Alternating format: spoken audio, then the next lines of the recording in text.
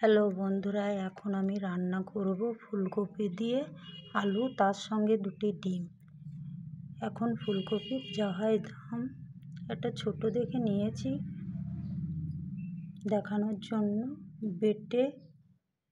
কেটে সব রেডি। কপিগুলো ভেজে তুলে নেব। এখন তো অফ সিজন, বাজারে কপি পাওয়া যাচ্ছে না।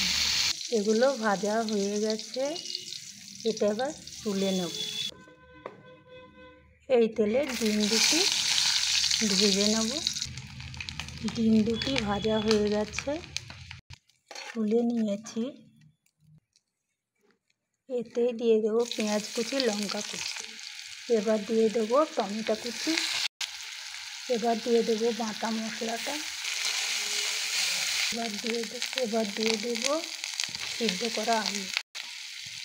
নুন, হলুদ গুঁড়ো, লঙ্কা গুঁড়ো। ঝালটা আমরা কমই খাই। এবার দিয়ে দেবো পানি। এটা এবার ফুটে উঠেছে, ভেজে রাখা কপি আর ডিমগুলো দিয়ে দিচ্ছি। রান্নাটা প্রায় রেডি হয়ে এসেছে। একটু জিরের গুঁড়ো দিয়ে নামিয়ে নিলেই হয়ে যাবে। রান্নাটা আমার শেষ। আপনাদের ভালো লাগলে একটি লাইক করে দেবেন।